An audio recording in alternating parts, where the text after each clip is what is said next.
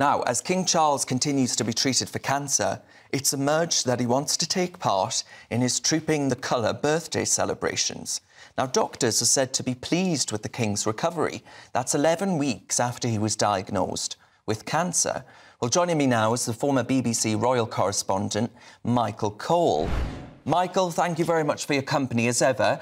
Do you think, Michael, there's been a lot of pressure, and perhaps that's pressure applied by the King himself, to actually get out and about earlier than perhaps we'd all anticipated? Good afternoon, Darren. Yes, indeed. I think the King will be delighted to get back to the day job, doing what only he can do. There's only one head of state, and it's King Charles III.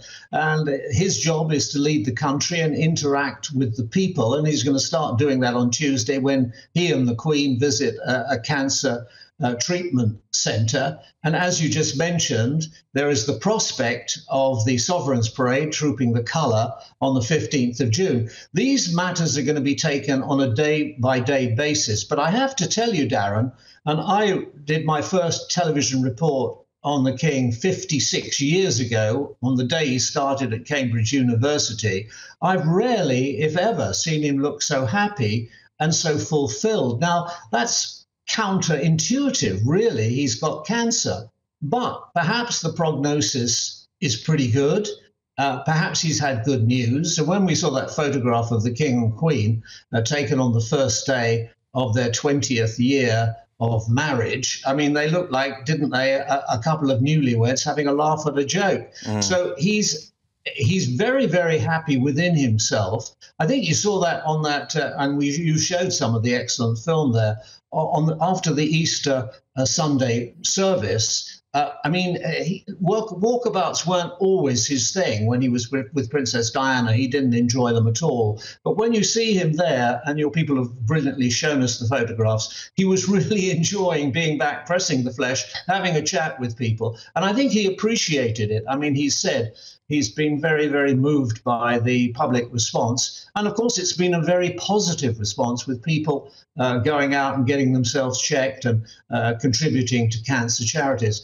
I must say, Darren, that I think rather more to worry about is Her Royal Highness the Princess of Wales, Kate, because you'll remember that initially when she went into hospital, it was said that she would not be seen in public and interacting with the public until after Easter. Well, we're well after Easter now. So obviously our thoughts go to her, very much so.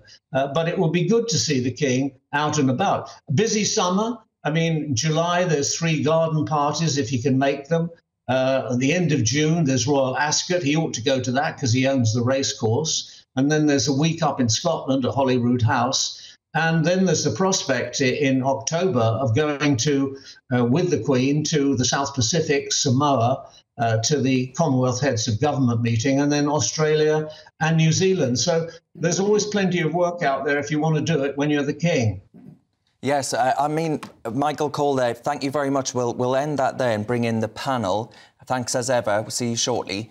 Emma Wolfe is still with me, and so is Aaron Bastani. Do you get the sense that actually, you know, with the Princess of Wales was forced to do this statement, the King is coming back early. Do we put too much pressure on our royals? Do you feel slightly sorry for them? I don't. Well, yes, I feel very sorry for Catherine at the moment. Like Michael Cole, I really do worry and, you know, wonder what she's going through at the moment. But I agree about Charles and Camilla. I thought they looked blissfully happy in that sort of honeymoon 19th anniversary photo.